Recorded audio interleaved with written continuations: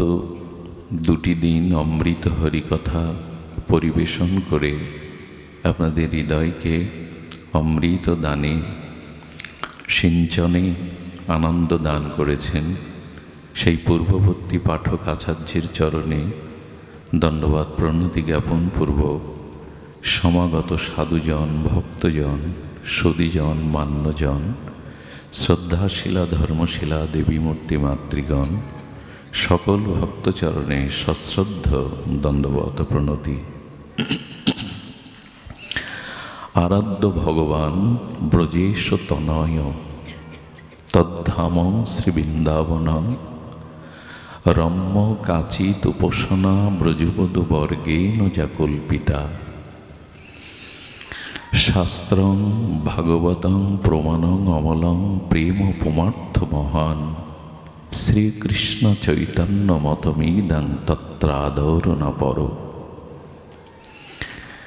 আমাদের আরাধ্যকে, কার উপাসনা কার আরাধনায় আমাদের ব্রতী হওয়া উচিত?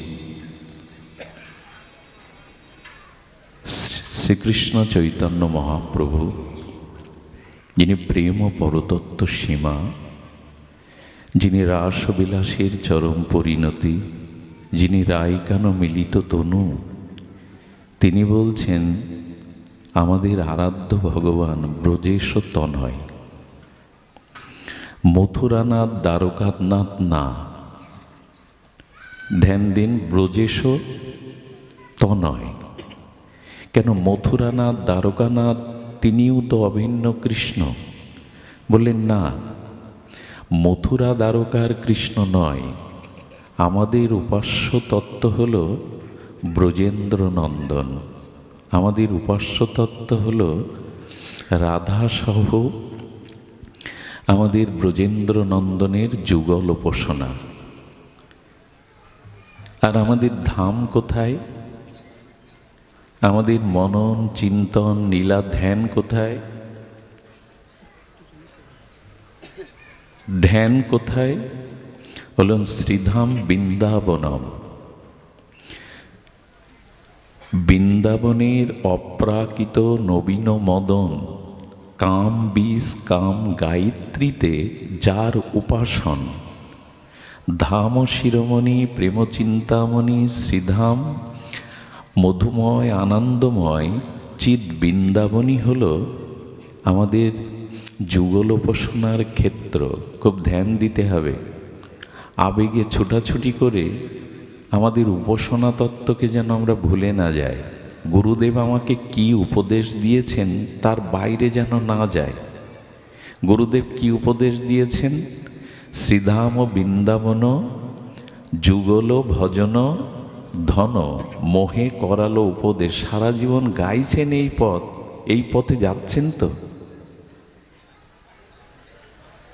শ্রীধাম বৃন্দাবন যুগল ভজন ধন মোহে করালো উপদেশ। গুরুদেব এই উপদেশে দিয়েছেন, তুমি বৈকুণ্ঠে যাবে না, তুমি স্বর্গে যাবে না, তুমি সপ্তলোকে সপ্ত পাতালেও যাবে না। তোমার জায়গা মধুময় আনন্দময় বৃন্দাবন। তোমার উপাসনার বিষয় দ্বারকানাথ মথুরাত না, তোমার উপাসনার বিষয় শ্রীধাম অপ্রাকৃত বৃন্দাবনে নবীনবদন রাধা মাধব মিলিত যুগল মাধুর্যের ভজন। গুরুদেব এই উপদেশ দিল, প্রতিদিন গুরুবন্দনায় গাইলাম, হাঁটছি কোন পথে? এই জন্য বলেন আরাধ্য ভগবান ব্রজেশ তনয় তদ্ধামং শ্রী বৃন্দাবনাং। উপাসনা পদ্ধতি কেমন হবে? উপাসনা করব কেমন করে? বলে রাম্য কাচিত উপাসনা ব্রজবধূ বর্গেণ যা কল্পিতা। শ্রীধাম বৃন্দাবনের ব্রজবধূগণ, ব্রজসুন্দরী গোপীগণ যেভাবে উপাসনা করেছেন, ওটাই আমাদের উপাসনা মার্গ। অর্থাৎ রাগ ভক্তি, বিধি ভক্তি নয়। শাস্ত্রের অনুশাসনে ভজন না করলে নরকে যেতে হবে, পতিত হতে হবে, এই শাসনে ভজন না, অনুরাগের ভজন, রাগ ভজন। সুধীজন, কঠিন প্রস্তাবনা। সাধনার যত স্তর আছে তার শেষ সীমা এটা। এই জন্য আমরা সবাই নিতে পারবো না একথা, কিন্তু একটু প্রবেশ করতে পারলে কর্ণ দিয়ে হৃদয়ে গেলে আনন্দ পাবেন। আমাদের এই উপাসনার প্রমাণ কোথায়? বললেন শাস্ত্রং প্রমাণং শ্রীমদ্ ভাগবতং প্রমাণং অমলং, অর্থাৎ শ্রীমদ্ ভাগবত সর্ববেদান্ত সার, অমল পুরাণ, মহাপুরাণ, শ্রীমদ্ ভাগবতীর প্রমাণ। আর জীবনের প্রয়োজন কোনটা? জীবনের প্রয়োজন দেবরাজ ইন্দ্র হওয়া না, ব্রহ্মার পদ না, জগতের রাজাদিরাজ পদ না, যশ খ্যাতি পূজা প্রতিষ্ঠা না। আমাদের প্রয়োজন হলো প্রেম। প্রেম ও মহাত্ম পুমান, প্রেমের উপরে কিছু নাই। আর শ্রীকৃষ্ণ চৈতন্য মহাপ্রভু মতমিদাং তত্রাদরণ পর, মহাপ্রভু বলছেন এই উপাসনা ব্যতীত অন্য কিছুতে তোমার যেন আদর না হয়, যত্ন না হয়। কে বলছেন কথাটি? একটু জোরে বলতে হবে। কার কথা? শ্রীকৃষ্ণ মহাপ্রভু বলছেন, চৈতন্য মহাপ্রভু। শ্রীকৃষ্ণ চৈতন্য মহাপ্রভু মতমিদাং তত্রা আদর না পর, অন্য কিছুতে যেন তোমার আদর না হয়। এ প্রসঙ্গে একটু বলি, ধ্যান দিয়ে শুনুন। পরিবেশটা শান্ত আছে বিধায়, অনেক মরমী ভক্ত এখানে আছেন বিধায় এই প্রসঙ্গ এলো। ট্রেনের ইঞ্জিন যে বগিতে থাকে, সেই ইঞ্জিন বগিটা যেদিকে যায় অন্য ট্রেনের কামরাগুলো বগিগুলো সেদিকে যায় কিনা? নিয়ম তাই কিনা? ঠিক তেমনি আপনার মন যেদিকে যাবে আপনার পরবর্তী গতি প্রকৃতি তাই হবে।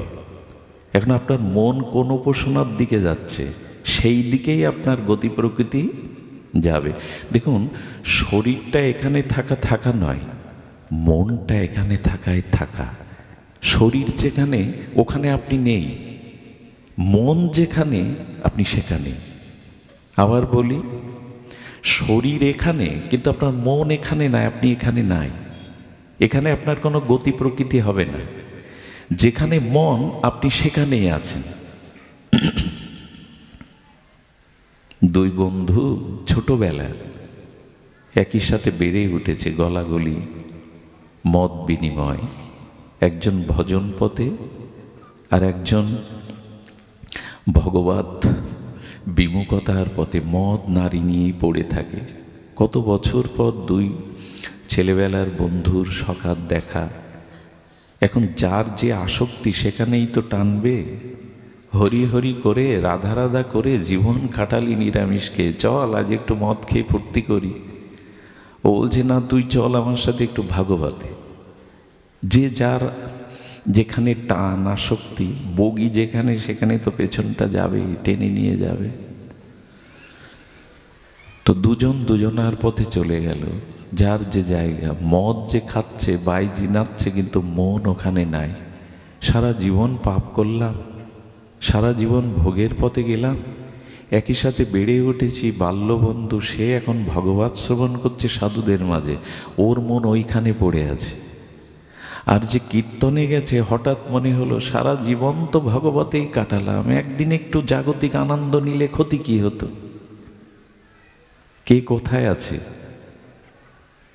আপনার মন যেখানে আপনি সেখানে, শরীর যেখানে আপনি সেখানে নয়। এই জন্য আচার্যরা, শিক্ষকরা, গুরুজনেরা, পিতামাতারা কোনো উপদেশ দিতে গিয়ে একটা শব্দ প্রয়োগ করেন, মন দিয়ে শুনছ তো? শোনে কি দিয়ে? শ্রবণ ইন্দ্রিয় কি? মন দিয়ে শুনতে বলছে কেন? শ্রবণ করি তো চোখ দিয়ে না, হাত দিয়ে না, কর্ণ শ্রবণ ইন্দ্রিয় বলে কেন মন দিয়ে শোনো? এর কারণ হলো কর্ণ শ্রবণ ইন্দ্রিয়, কিন্তু মন যুক্ত না হলে কর্ণ শুনতে পাবে না। দেখুন, কারোর সাথে কথা বলতে গিয়ে বলবেন, তুই কি বলছিলি আবার বল, আমার মন এদিকে, কান তো ছিল, মন ছিল না।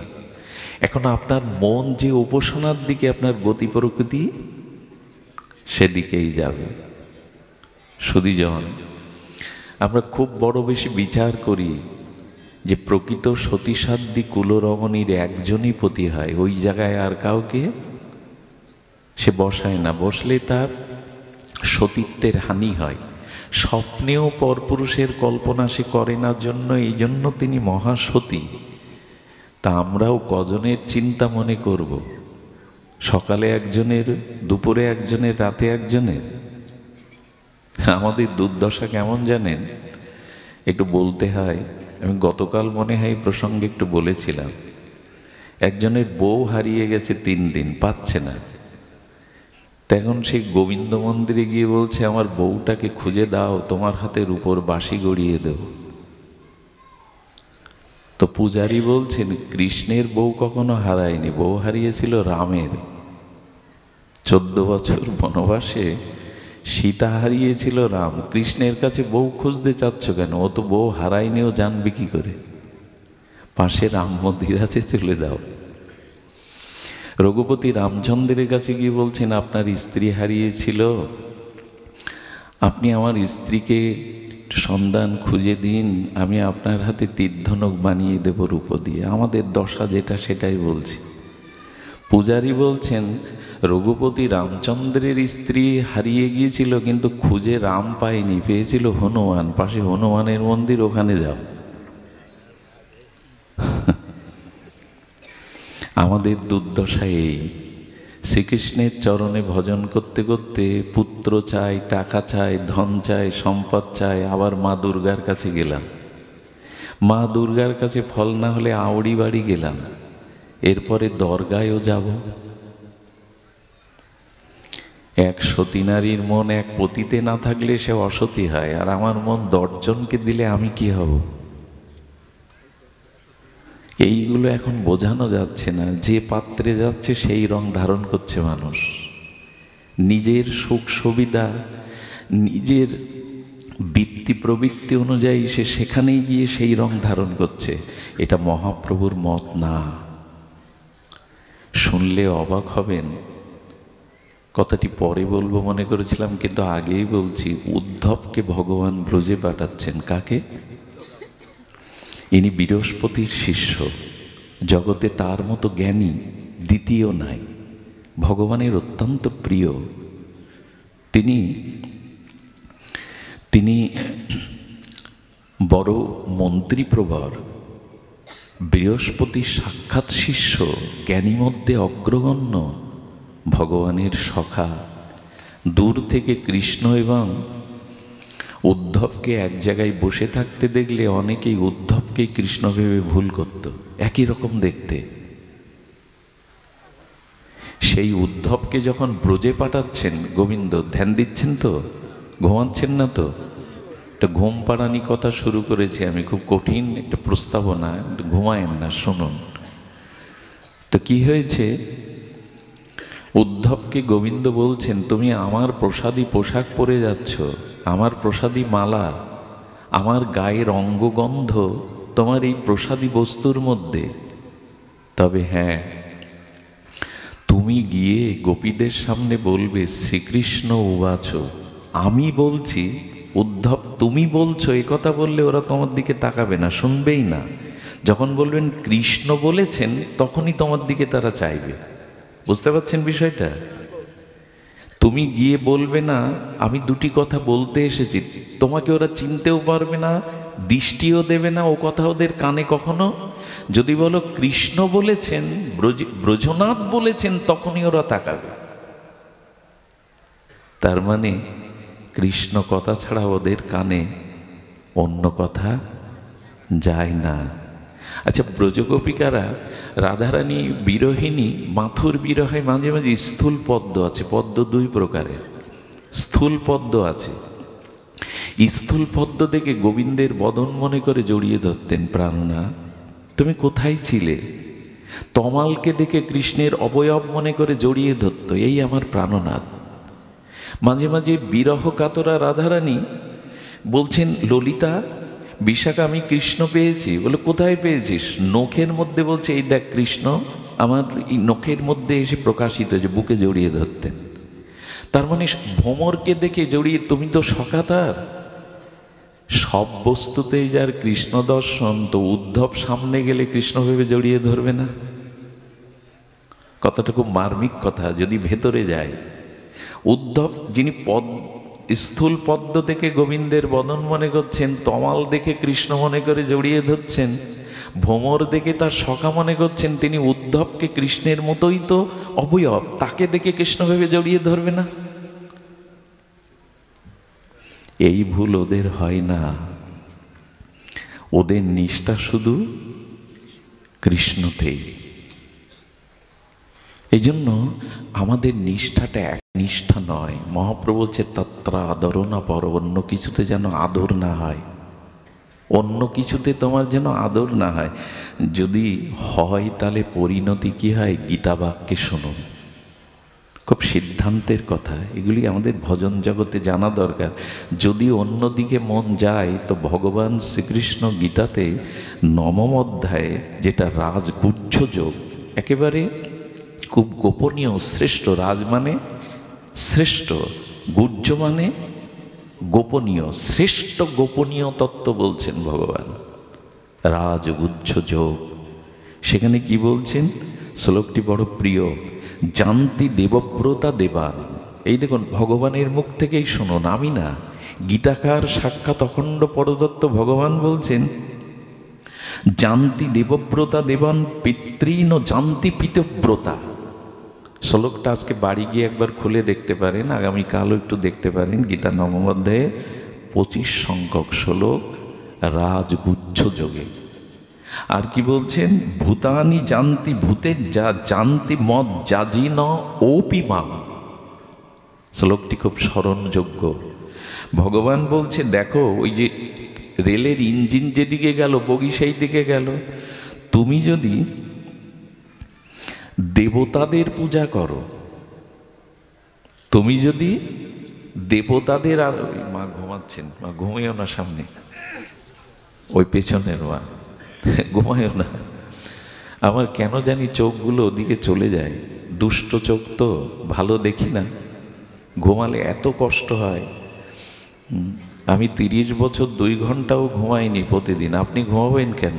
আমাকে জাগিয়ে, আমার বাড়ি যেতে ভোর হয়ে যাবে, আপনি ঘুমাচ্ছেন কেন? খুব কষ্ট হয়। ভাগবতে ঘুম যার আসে জানতে হবে অনেক অপরাধ আছে। অপরাধে ভাগবতে নিদ্রা আসে, অলসতা আসে। এগুলো সামলান, তাহলে এই সব জায়গায় গিয়ে ওই দশায় হবে, ঘুম আসবে। একবার অভ্যাস হয়ে গেলে ওই অভ্যাসটা চলে আসবে। জেগে থাকুন। কথা হারিয়ে ফেলি। এই জন্য সামনে এমন কিছু ভক্তদের বসাতে হয় যাদের চোখ মুখ দেখলে ভাগবত আপনি প্রকাশ হয়। সবাই ভক্ত। আপনারা রাধাকুণ্ডে যারা গেছেন, ওখানে বাবাজিরা যখন পাঠ করেন, সামনে একটা জায়গা ঘেরা থাকে, ওখানে ত্যাগী বৈরাগ্যবান শুদ্ধ ভক্তরা বসবে। আপনি রাজা হলে ওখানে গিয়ে বসতে পারবেন না। এর পরের অধ্যায়টা অন্যদের। এখানে এটা করতে গেলে আমার আর এখানে পাঠ করতে আসতে দেবেন না। বেটা বিচার করতে শিখেছো, কে বড় কে ছোট? আমরা ছোট, এত দূর থেকে কষ্ট করে গাড়ি ভাড়া করে পাঠ শুনতে এসছি, আমাদের স্তর নাই। কিন্তু একবারও বুঝি না যে আমার থেকে একদিনও যিনি বেশি ভজন করেন তিনি আমার প্রণম্য, তিনি আমার শ্রেষ্ঠ। এটা বলা আছে শাস্ত্রে। এই জন্য শাস্ত্র কি বলছেন? জানতি দেবব্রতা দেবান। ভগবানের মুখেই শুনুন, যারা দেবতার আরাধনা করে তারা যাবে কোথায়? দেবলোকে। দেবলোক চান আপনি? তো মুখে বলছেন চান না, পেলে বোঝা যেত চান কিনা। আমরা বলি স্বর্গ চাই না। যদি স্বর্গের সুখ দেখতেন না, পারিজাত পুষ্প দেখতেন, মেনকা উর্বশীর নৃত্য দেখতেন, আর যদি অমৃত পেতেন, চাইতেন কিনা তখন বোঝা যেত। পাই না তাই বলছি চাই না, পাই না তাই বলছি স্বর্গ চাই না। আরে স্বর্গ কি হবে? আমরাও বড় বড় কথা বলি, কি হবে স্বর্গে গিয়ে? অপরাধ যদি না নেন, একটা কথা বলি, এখনো কোনো সুন্দরী যুবতী রমণীকে দেখলে চোখের দৃষ্টি ফেরাতে পারি না, আর উর্বশী দেখলে কি হবে? খুব সহজ। স্বর্গ চাই না, স্বর্গ চাই না মুখে বললেই হলো। স্বর্গ আসলে পাই না, ওইরকম সুকৃতি পুণ্য নাই, কিন্তু স্বর্গে যাওয়ার ইচ্ছা রাখবেন না। কারণ স্বর্গের যে ইন্দ্র, তারও মৃত্যু ভয় আছে। সেও স্বর্গের থেকে মাঝে মাঝে বিতাড়িত হয় ওষুধের দ্বারা। দেবরাজ ইন্দ্র অনেকবার শাস্ত্রের বাইরের কর্ম করে অভিশপ্ত হয়েছেন। অহল্যার সতীত্ব হরণ করল না? তো যার মৃত্যু আছে, ভয় আছে, যার ওই পথ থেকে পতন আছে, সেখানে গিয়ে কি করবেন? স্বর্গে যাওয়া মানে ইন্ডিয়ান ভিসা পাওয়া। যতদিন ভিসা আছে ততদিন বেড়ালের চারা নেন। ভিসা শেষ হলে কিন্তু আপনাকে, যতদিন পূর্ণ দান ধ্যান করেছেন ওইখানে সুখভোগ দেবতারা ঠেলে ফেলে দেবে, ঘাট ধাক্কা, যা বেরিয়ে যা, এখানে আর তোর জায়গা নেই। তাই দেবতার পূজা করলে আপনি দেবলোকে যাবেন। আর পরে গোবিন্দ কি বলেছেন? ক্ষীণ পুণ্য মত্তলোকং বিশ্বন্তি। বলেছেন যে পুণ্য ক্ষীণ হয়ে গেলে, ভিসার ডেট ফুরিয়ে গেলে আপনাকে আবার, কিন্তু স্বর্গে থেকে আসলে একটা বিপদ আছে। কণ্ঠস্বর মিষ্টি হবে, ধনীর ঘরে জন্মাবেন, রূপ চেহারাও ভালো হবে, স্বর্গে থেকে আসছেন তো, কিন্তু স্বভাবটা হবে ভোগের। ওখানে ভোগ করেছেন তো, নাচ গান অমৃত। এই জন্য ভক্তরা বলে কি, প্রভু নরকে দাও, কিন্তু মোক্ষ বা স্বর্গে দিও না। নরকে পাপ ভোগ করে যখন ফিরে আসব, তখন ভোগের দিকে দৃষ্টি যাবে না। এই জন্য জানতি দেবব্রতা দেবন, দেবতার উপাসনা করে দেবলোকে গেলে তোমাকে আবার ফিরে আসতে হবে। এর মানে কালকে আবার ব্যাখ্যা করবে না, বিল্বমঙ্গল বলে গেল দেবতার পূজা করা যাবে না। আমি কিন্তু তা বলছি না। দেবতার পূজা আমিও করি, দেবতার পূজা করতে হবে, এটা সনাতন বিধি। দেবতাও অন্য কেউ না, ভগবানেরই শক্তি, ভগবানেরই বিভূতি। দেবতা অন্য কেউ না। সূর্যের যে আলোটা আসে, কিরণটা আসে, ওটা সূর্য থেকে আলাদা, কিন্তু মূল সূর্য না। সূর্যের যে কিরণ অংশমালা আমাদের পৃথিবীতে আসে, ওটা কি সূর্য? সূর্যে পৌঁছাতে পারবেন আপনি? ওর তেজ নিতে পারবেন? কিন্তু আমরা যে সূর্যের তেজ নিই, সূর্যের কিরণ আর সূর্য আবার অভিন্ন, আলাদাও না। তেমনি দেবতারা ভগবানেরই বিভূতি বা অংশ। তাই দেব পূজার বিরোধী আমি নই, তবে দেবতাদের মন প্রাণ ভালোবাসা তাদের না দিয়ে গোবিন্দকে দিন। আর দেবতার সামনে গিয়ে বলুন, তুমি আমাকে এই কৃপা করো, এই শক্তি দাও, আমি যেন গোবিন্দ ভজন করতে পারি, রাধারানীর ভজন করতে পারি। ওদের কাছ থেকে আশীর্বাদ চেয়ে নিন, ওদের কাছ থেকে কৃপা চেয়েছেন। যেমন মা দুর্গার কাছে যাবেন, গিয়ে বলবেন, মা তুমি মহামায়া রূপে আমার সামনে না দাঁড়িয়ে একটু যোগমায়া হয়ে দাঁড়াও তো। আমাকে সংসারের মোহমায়া কারাগারে বন্দি না করে তুমি যোগমায়া রূপে আমাকে কৃষ্ণ ভজনে যুক্ত করে দাও। চিৎ শক্তি যোগমায়া, উনি ভগবানের লীলার সাথে আমাদের যুক্ত করে দিতে পারেন। সুধীজন, এই জন্য নিবেদন করছি যে দেখুন, দেবতাদের আরাধনা কিন্তু একবারও, একটা কথা শুনুন, এই ব্যাসপীঠে বসে যারা দেবদেবীর নিন্দা করে, তার বহু বহু কল্পের সাধন ভজন ধর্ম তখনই নষ্ট হয়ে যায়। আরে দেবতার কথা বাদ দিন, কোনো মানুষের নিন্দা করাটাও মহাপাপ। দেবতাদের তো ভগবানের বিভূতি, এটা নিন্দার কথা নয়। কিন্তু আপনি কোথায় পৌঁছাতে চান সে কথাই বলা হচ্ছে। দেবতাদের কাছে আশীর্বাদ চেয়ে নিন, আমার যেন কৃষ্ণ ভক্তি অটুট হয়। তারাও তো ভজনা করছে ভগবানে। তারা কার ভজনা করছে? ভগবানেরই ভজনা করছে। আর প্রীতিন জানতি পিতিব্রতা, অনেকেই পিতামাতা বলে, এই জগতে ঈশ্বর ফিশ্বর আমি মানি না, পিতামাতাই আমার ভগবান, পিতামাতাই আমার ঈশ্বর। মৃত্যুর পরে সেই পিতামাতার উদ্দেশ্যে যাগযজ্ঞ করে বলে এটাও ভালো। যারা পিতৃলোকের উপাসনা করে তারা কোথায় যায়? পিতৃলোকে। জানতি পিতিব্রতা, তারা নিষ্ঠার সহিত পিতামাতার সেবা করলে পিতৃলোকে যেতে পারে। ভগবত লোকে, যে বগি যেদিকে যাচ্ছে, ইঞ্জিন কামরাও সেদিকে যাচ্ছে। আর বলছেন ভূতানি জানতি ভূতেজ্জা, এই আর একটা জিনিস, এখন ঝাড়ফুঁর খুব প্রচলন, এখন ঝাড়ফু খুব প্রচলন।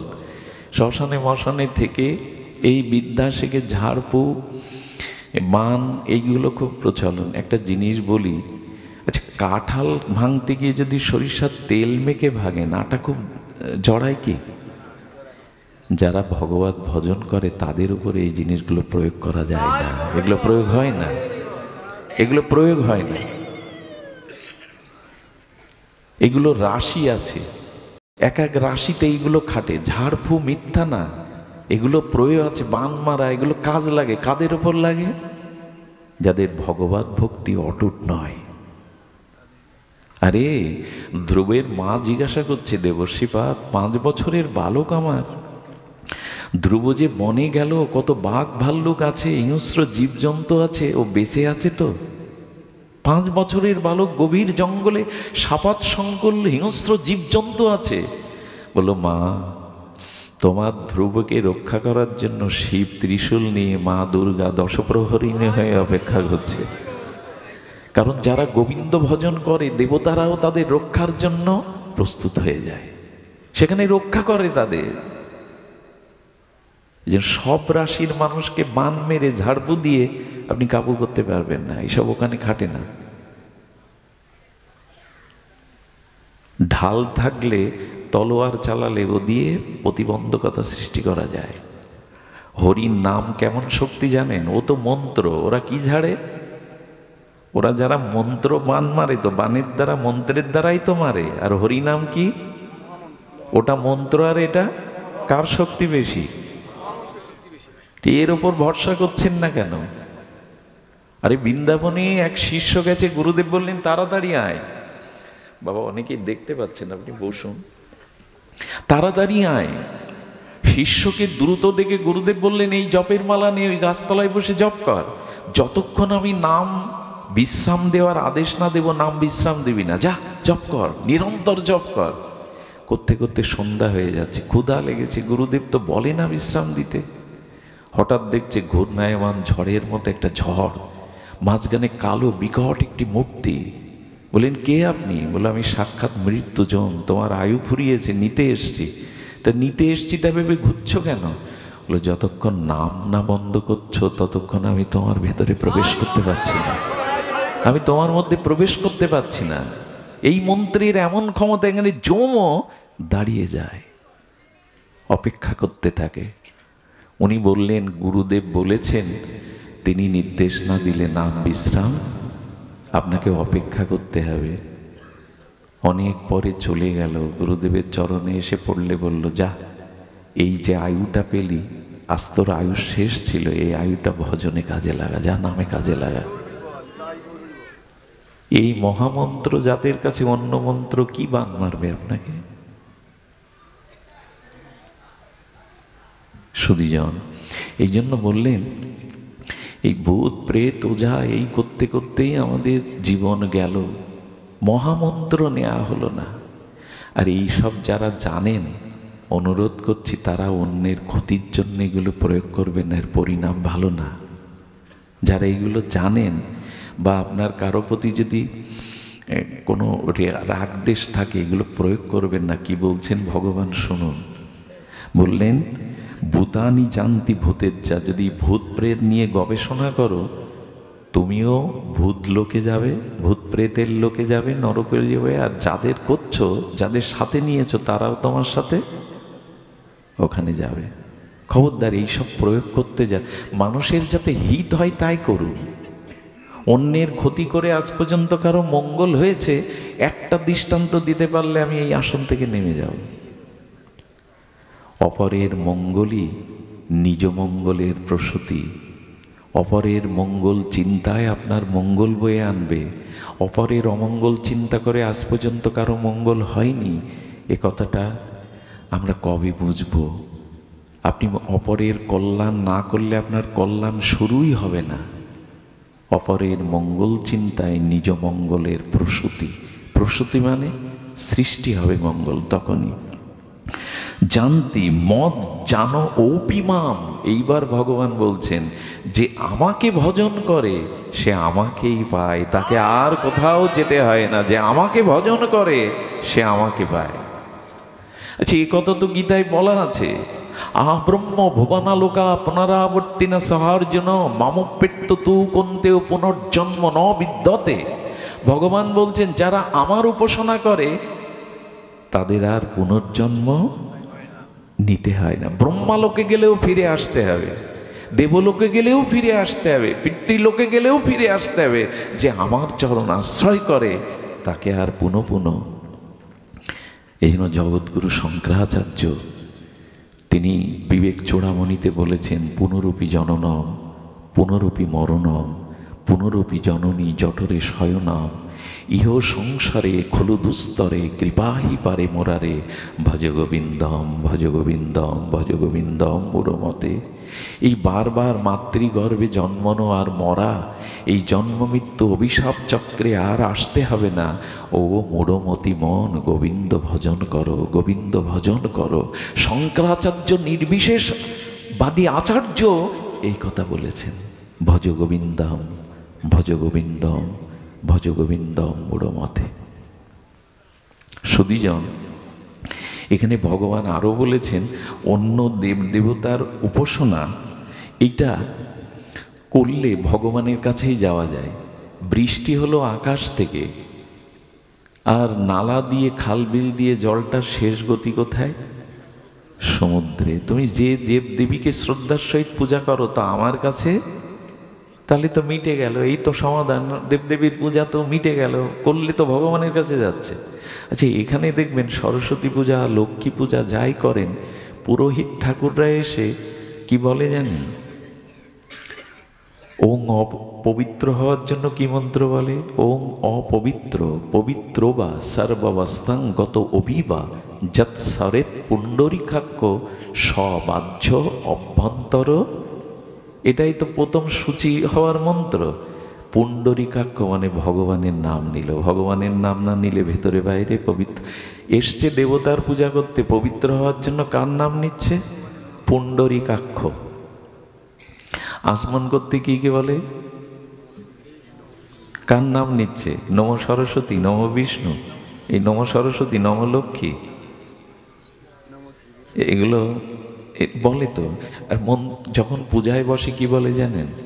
মাধব মাধব বাছি মাধব মাধব হৃদি সারন্তি সাধব সর্বকার্যেষু মাধবম। সব কাজ মাধবের উদ্দেশ্যেই আমি করছি। মাধব মাধব বাঁচি বলছি কি? সব কিছু তো ভগবানের নাম। আপনি সরস্বতী লক্ষ্মী পূজাতে ভোগ নিবেদন করবেন, কি বলবেন ওখানে? এই তৎ সম্প্রদান নাই, এই তৎ দধিপতায়, এই তৎ শ্রী বিষ্ণবে নম, এই তৎ লক্ষ্মী দেবভাই। ভগবানকে নিবেদন না করলে ওটা লক্ষ্মী দেবী সরস্বতী দেবী নেবে না। দেখিয়ে দিচ্ছে কি ওনারা। এই জন্য ভগবান কি বললেন জানেন?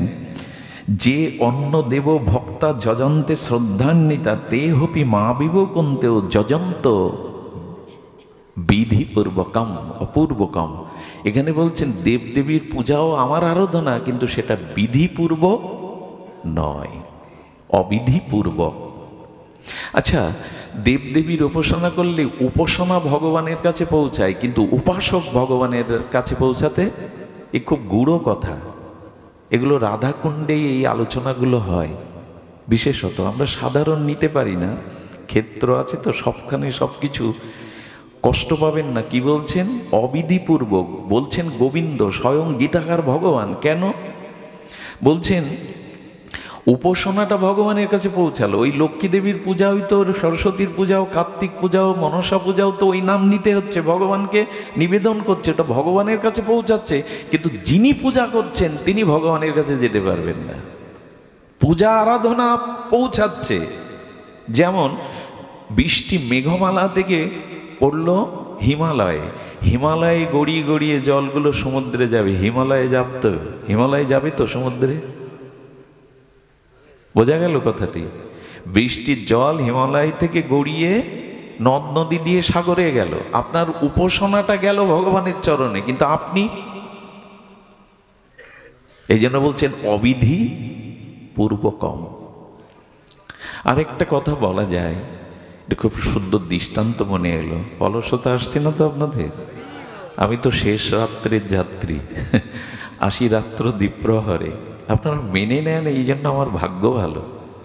আমি ভাবি কবে পেটাবে আমারে গেলে, রাত 10টায় পাটে যায়, কবে পেটাবে। হ্যাঁ, লাঠি নিয়ে এরা পেটাবে, কিন্তু ধৈর্য আপনাদের বলিহারি। আমিও আপনাদের জায়গায় বসতে পারতাম না। ধৈর্য আপনাদের, ধন্য আপনারা। আচ্ছা, একজনের 4 মেয়ে, দেখুন একটা মীমাংসা আছে এই তত্ত্বের মধ্যে। একজনের বিয়ে দিয়েছে একেবারে বিসিএস ক্যাডার কোনো জজ বা ম্যাজিস্ট্রেটের সাথে, তো ওনাকে অনেকেই সাহেব বলে, আর ওনার স্ত্রীকে কি বলে, অনেকে মেম বা মেম সাহেব বলে।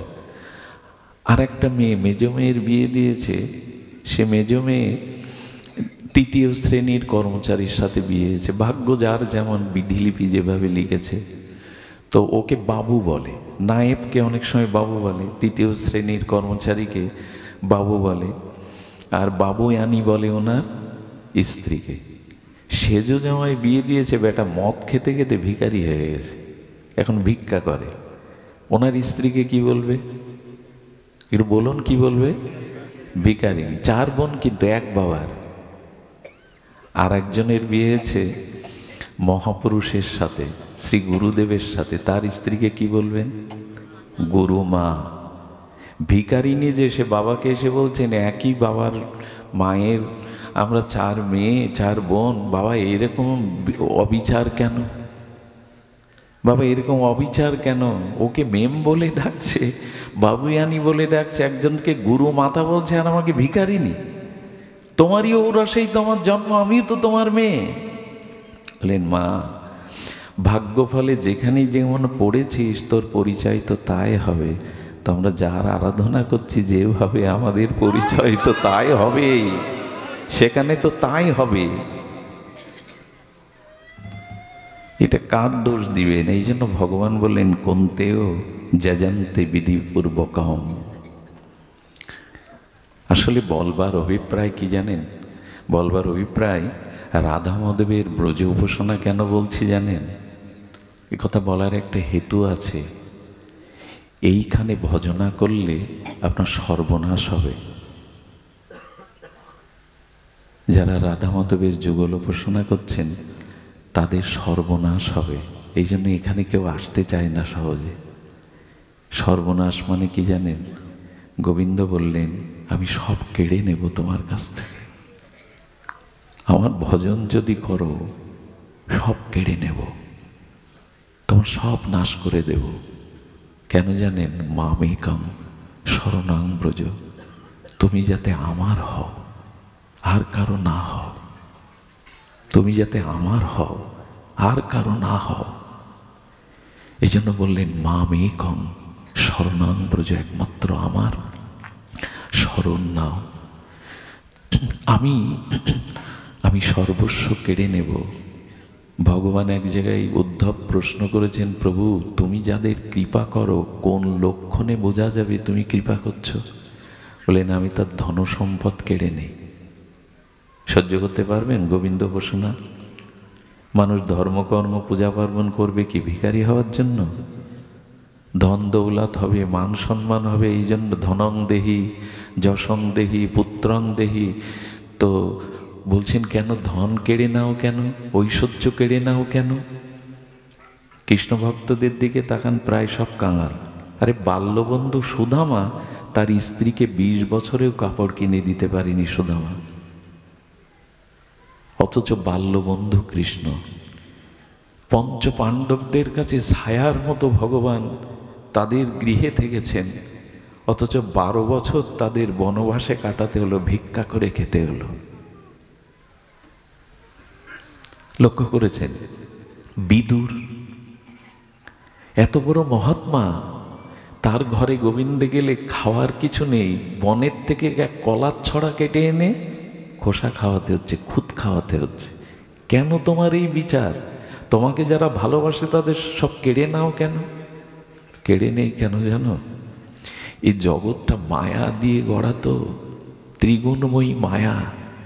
এই জন্য যার খুব অর্থ আছে, রূপ আছে, ক্ষমতা আছে, তার পাশে আত্মীয় স্বজন লোকজন ভিড় করে, তার মনটা ভাগ হয়ে যায়। এ আমার, সে। দেখবেন এই গ্রামে যদি খুব বড় কোনো প্রতিষ্ঠাবান লোক থাকে, বাইরে এই গ্রামের লোক বলে উনি তোমার কাকা, উনি তোমার আত্মীয়, কিন্তু ওনার কাকা যদি ভ্যান চালায়, এই পরিচয়। আমার কাকা অমুক গ্রামের চেয়ারম্যান, এই কথা বলতে খুব গর্ব হয়, কিন্তু আমার কাকা ভ্যান চালায় বাজারে। গোবিন্দ বললেন, টাকা হলে, রূপ হলে, সম্পদ হলে পাশে সবাইকে ভাবে। ফুলে মধু আসলে যেমন ভ্রমর আসে, আর ওরাই তোমার মনটাকে ভোগবিলাসে মায়া মোহতে টেনে নেবে। অর্থটা কেড়ে নেই কেন জানো? অর্থ ফুরায়ে গেলে তোমার পাশে আর কেউ আসবে না, কেউ আসবে না। রূপ ফুরিয়ে গেলে তোমার কাছে বিকালের ঝরা ফুলে ভ্রমর এসে আর বসবে না। যে জঙ্গলে আগুন লেগে ঘাস তৃণ পুড়ে যায়, ওইখানে হরিণার থাকে না। যে গাছে পাতা নেই, ফল নেই, ওখানে পাখি বাসা বাঁধে না। অর্থ কেড়ে নিলাম মানে আর আপন আত্মীয় স্বজন কেউ আসবে না। তখন মনে হবে ভগবান ছাড়া তো আমার কেউ নেই, ভগবান ছাড়া তো আমার কেউ নেই। এটা মেনে নিতে পারবেন তো? এই ভজনে আসলে সর্বনাশ হয়ে যাবে। এই জন্য সহসা এই পথে সবাই আসতে চায় না। আচ্ছা, ভগবান বিপরীতে আবার বলেছেন, অর্থ আমি সবার কেড়ে নেই না, আমার ভক্ত দেবার অর্থও আমি দেই। অম্বরীশকে দিল না, ধ্রুব মহারাজকে দিল না, রাজা করে দিল না, প্রহ্লাদকে দিল না। এই বাবা, প্রহ্লাদকে দিল না, দিল কি না? এই যে তোমার কথার মিল কোথায়? বলছে অর্থ কেড়ে নেয়, এবার প্রহ্লাদকে, ধ্রুবকে, অম্বরীশ মহারাজকে রাজা করে দিল। বলল, যেখানে অর্থ দিলে ভক্ত, ওই ভক্ত নিজের ভোগে না লাগিয়ে আমার সেবায়, ভক্ত সেবায়, কল্যাণে লাগায়, আমি সেখানে অর্থ দিয়ে দিই, ওর দ্বারা আরো ভক্তি হয়, ওর দ্বারাই তার ভক্তি আরো। এই জন্য রামকৃষ্ণদেব বললেন, যার আছে সে মাপো, আর যার নেই সে জপো। যার অর্থবিত্ত নেই সে ভগবান ভগবান করতে থাকো, জপতে থাকো। আর যার আছে সে সৎ কাজে, মঙ্গল কাজে, ভগবত কাজে, ভগবত সেবায় মাপো, দিতে থাকো। দিলে বাড়বে, দিলে কল্যাণ হবে, রেখে দিলে শেষ হয়ে যাবে। যাকে দিলে ভক্তি বাড়ে তাকে ভগবান দেন, আর যাকে দিলে ভক্তি কমে তার কাছ থেকে, এটা একমাত্র ভগবানের করুণা, ভগবানের কৃপা। আচ্ছা, বাজারের মোড়ের মাথায় যে দোকান আছে, ওখানে 5 টাকা দিয়ে ব্লেড চাইলে দোকানদার দেবে, বাচ্চাকে দেবে। এটা ব্লেড দিন তো, বাচ্চাকে দিয়ে দেবে। মার কাছে ধারালো ব্লেড চাইলে শিশু দেবে?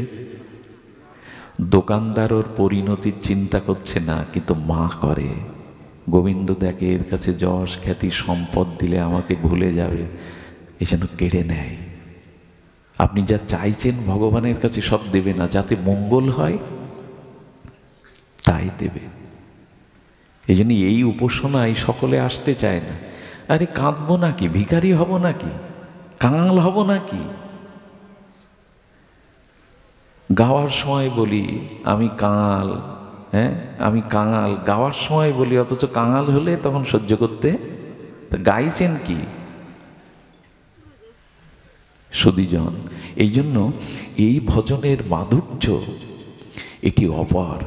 এই ভজনে প্রেম হয়, একমাত্র যুগল উপাসনা। মহাপ্রভুর মতে এই উপাসনার মধ্যে বিশুদ্ধ প্রেম হয়, যে প্রেম ব্রহ্মাও পাননি। শুনে রাখুন, কেন এই যুগল উপাসনার কথা বলছি, কেন রাগ ভক্তির বলছি? যে প্রেম আনন্দ সিন্ধু ব্রহ্মা না পায় এক বিন্দু, ব্রহ্মাও পায়নি। এই যে কথা আমরা প্রস্তাবনা করছি আজকের এই বক্তব্যে, এটা ব্রহ্মাও পায়নি, দেবতাদের তো দূরের কথা। সেই প্রেম মহাপ্রভু দিতে এলেন। আর সেই গুরুদেব পেয়ে, সেই পরম্পরা পেয়ে, সেই ভজন পেয়ে আমরা 10 দিকে ছুটছি। যখন যে যাকে পাচ্ছি তাকে নিয়ে ছুটছি। একটা জিনিস শুনুন, শাস্ত্রে এই বলেছে, আপন আপন স্থানে প্রীতি সবারে। আপনি যার সঙ্গ করবেন তার মন কিছুটা আপনাকে টেনে নেবে। এই জন্য প্রাতঃস্মরণীয় বন্দনীয় ছিল বৈষ্ণবপদ বাবাজি মহারাজ বলেছেন, আমাদের অন্য কোথাও যাওয়ার জায়গা নাই, আমরা অন্য কোথাও, আমরা বৈকুণ্ঠে যাব না, আমরা দ্বারকায় যাব না, আমাদের ধাম প্রাপ্তি। আমরা বৃন্দাবন ছেড়ে, নবদ্বীপ ছেড়ে, হরিনাম ছেড়ে, যুগল উপাসনা ছেড়ে আর কোথাও আমাদের যেন গতি না হয়, আমাদের যেন গতি না হয়।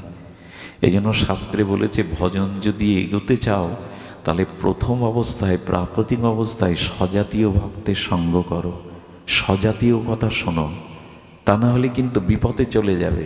ওই টেনে নেবে, ওর প্রতি আকর্ষণ, ওর টান তোমাকে টেনে নিয়ে যাবে। সুধীজন, এই জন্য আমাদের একটু সতর্কতার প্রয়োজন। বলছিলাম কেন জানেন? প্রেম একটি অনন্য জিনিস। এখানে বলেন প্রেম মহাত্ম প্রমাণ, অর্থাৎ প্রেমের উপরে আর কিছু। আচ্ছা, ভগবান বড় না প্রেম বড়? কোনটা বড়? হ্যাঁ, কারণ প্রয়োজন তত্ত্বে বলতে সে সম্বন্ধ অভিধেয় প্রয়োজন বলতে সে মহাপ্রভু বলছেন প্রেম প্রয়োজন। একবারও বলেননি ভগবান প্রয়োজন, কৃষ্ণ প্রয়োজন। প্রেম প্রয়োজন বলেছেন, প্রেমটাই প্রয়োজন, কৃষ্ণ প্রয়োজন না। তার কারণ কি জানেন? প্রেম যদি কারো হৃদয়ে থাকে, তাকে ভগবানের পিছনে ছুটতে হবে না, ভগবান ওই প্রেমের জন্য তার পিছনে ছুটে বেড়াবে, ভগবান তার পিছনে ছুটে বেড়াবে। ওই বিন্দুমাত্র ভক্তের হৃদয়ের প্রেমে ব্যাকুল হয়ে ভগবান তার পিছনে ছুটে বেড়াবে। মৌনি শান্তং নির্বৈর বলছেন, যারা মুনি, যাদের কোনো প্রাণীর প্রতি বৈরিতা নাই, যারা সমদর্শন, যারা অন্যের অপেক্ষা করে কৃষ্ণ ভজন করে না, গোবিন্দ বলছেন এই ভক্তের পিছনে চলি, যাতে ভক্তের পাদ ধুলো আমার গায়ে এসে পড়ে। ওইটুকু প্রেমের জন্য ভগবান ব্যাকুল হয়ে ওই ভক্তের পিছনে ছুটে বেড়ান। প্রেম বড় ভগবান, কারণ বিনা প্রেম সে নাহি মিলে নন্দলালা। প্রেম আছে বলেই ভগবান আছেন। আর এই প্রেম কৃষ্ণকে দিন। আমি সময় বেশি নেওয়ার অধিকার নেই, কিন্তু এইবার ধ্যান দিন। আমরা মূল প্রস্তাবনায় ফিরে আসছি। ভগবত যুগল ভজন কেন? কারণ এই ব্রজপ্রেম যা ব্রহ্মাও পাননি, সেই প্রেম মহাপ্রভু অকাতরে বিলিয়ে দিলেন। পাত্রাপাত্র ন বিচারণ ন গুরুতে ন চ ভিক্ষং। মহাপ্রভু বলেন, এবার পাত্র অপাত্র দেখব না, আমি কাকে দেওয়া উচিত কাকে দেওয়া উচিত না এটাও দেখব না, সবাইকে দিয়ে দেব। বন্যা এলে কি আর খানার জল, ড্রেনের জল আলাদা থাকে? বন্যার জল সব একাকার করে ছুটিয়ে নিয়ে যায়। আমি তাই দিতে এসছি, এটা তোমাদের প্রাপ্য। যে রস গুপ্ত সিন্ধু ব্রহ্মা না পায় এক বিন্দু, সেই প্রেম দিতে এলেন মহাপ্রভু। আমার ঘরের নিমায়, আমার ঘরের নিতাইকে ছেড়ে আমরা যাচ্ছি কোথায়? এমন ভাগ্য 4000 বছরে জীবের হবে না। কয় হাজার বছর বললাম? 4000 বছর লাগবে আবার মহাপ্রভুকে আসতে, এর বাইরে আসবেন না। সেই ভাগ্য পেয়েছিলাম আমরা এই যুগে, মহাপ্রভু নিতাইয়ের যুগের মানুষ আমরা। এবার ভগবান আমাদের বাংলায় এলেন, আমাদের সচিমায়ের কোলে এলেন, বাংলায় কথা বললেন। ঘুম ভাঙলো পাশ্চাত্য আমেরিকাদের, পাশ্চাত্যর আমার ঘরের ছেলে ঘুর ভাঙলো ওদের। আমরা কি করলাম? শ্রীমান মহাপ্রভুকে যদি না চিনি না বাঙালি হয়ে, এটা বড় অভিশাপ, এটা বড় অভিশাপ আমাদের। আর পাবো না, 4000 বছর লাগবে আবার। তারপরেও মহাপ্রভু যখন আসবে 4000 ব্রহ্মার একদিনে, তখন আমি মানুষ হওয়ার ভাগ্য পাবো তো? তখন যদি শিয়াল কুকুর হয়ে জন্মায়, এই প্রেম তো পাবো না, এই হরিনাম তো পাবো না, এই যুগল প্রসঙ্গ তো পাবো না। একবার ভেবে দেখতে হয়, তখন যদি আমেরিকায় জন্মায়, পাবো না। এটা পেয়েছেন, এটা অবহেলা করবেন না। এই সুযোগ আসবে না, 4000 বছরের মধ্যেও আসবে না। নিতাই চৈতন্যের যুগে মহাপ্রভু এমনও বলে গেছেন, মহাপ্রভুর কথাগুলিকে আমরা শুনি কই? ভাগবতে আমরা মহাপ্রভুর কথা কতটুকু আনি? শ্রীকৃষ্ণ চৈতন্য ছাড়া বাঙালির অস্তিত্ব টিকতে পারে না। মহাপ্রভুকে নিতাইকে বাদ দিয়ে দিন, বাঙালির কোনো এই হরিনাম কোথায় ছিল? এই বৃন্দাবন কে চেনালো? পুরীর রথযাত্রা জাতীয় উৎসব কে আনলো? নবদ্বীপ ধাম কে পরিচিত করলো? তুলসীকে, মহাপ্রসাদকে, হরিনামকে, সারা বিশ্বব্যাপী যে কৃষ্ণ নাম প্রচার, এটা কে করলেন? একবারও ভেবেছেন তার অবদান? অথচ তার বিগ্রহ পূজা নেই, তার আরাধনা নেই, তার কথা নেই। এই ভাগবতটাও আমরা জানতাম না। এই যে আজকে ভাগবত শুনতে এসছেন, এটা মহাপ্রভুর দান। দুই ভাই হৃদয়ের খালি অন্ধকার, দুই ভাগবত সঙ্গে করান সাক্ষাৎকার। এক ভাগবত বড় ভক্তি রসশাস্ত্র, আর ভাগবত বড় ভক্তি রসপাত্র। মহাপ্রভু এই দুইয়ের সাথে সাক্ষাৎ। এই ভোজন, এই প্রসাদ ভোজন, এই হরিনাম, এই ভাগবত পাঠ ছিল না, এটা মহাপ্রভুই দিলেন। ৬০০ বছর আগে যুগল উপাসনা ছিল না, রাধারানী কৃষ্ণের বামে ছিল না, এ সবই মহাপ্রভুর দান। অথচ তার কথাই ভাগবতে বলি না আমরা। যত সব কথা এনে ভিড় করি মহাপ্রভুর কথা। যেখানে মহাপ্রভুর কথা নেই, নিতাই চাঁদের কথা নেই, সেটা ভাগবত হতে পারে না। ভাগবতের চরম শিবা মহাপ্রভুই। কি বলেছেন জানেন? চৈতন্য চরিতামৃতে কবিরাজ কৃষ্ণ গোস্বামী এইসব কথাগুলো হৃদয়ে নেওয়ার সময় এসছে। কি বলেছেন জানেন কবিরাজ কৃষ্ণ গোস্বামী, এই দার্শনিক আচার্য? তিনি বলেছেন, পূর্বে জৈছে জরাসন্ধ আদি রাজাগণ, বেদধর্ম করি করে বিষ্ণুর পূজন। কৃষ্ণ না মানিল তাহে দৈত্য করি জানি, চৈতন্য না মানিলে তারে দৈত্য করে মানি। এত বড় পয়ার আর কেউ দিয়ে যায়নি। কি বললেন? জরাসন্ধের নাম শুনেছেন না? মগধ নরেশ, মানে এখন যেটা বিহার রাজ্য, এই বিহার রাজ্যের রাজা ছিলেন রাজা জরাসন্ধ, পরাক্রমশালী। এই বিহারের মগধ, এই রাজা জরাসন্ধ বিষ্ণু পূজা করতেন। কার পূজা করতেন? বিষ্ণু পূজা। ব্রাহ্মণ সেবা না করিয়ে মুখে জলও দিতেন না। কিন্তু তাকে দৈত্য বলা হলো। জরাসন্ধ, কংস, শিশুপাল, এদেরকে কি বলা হয়? দৈত্য। কেন জানেন? কৃষ্ণকে মানল না বলে। তেমনি এই যুগে চৈতন্যকে যেন মানবে না, বলা হয়েছে তাকে দৈত্য করি মানি। মহাপ্রভু ছাড়া এটা, এই ভাগবত কে শেখালো, কে জানালো আমাদের? অথচ তার কথা নেই। দেখুন, কৃষ্ণ কথায় কথা, আর সব বৃথা ব্যথা।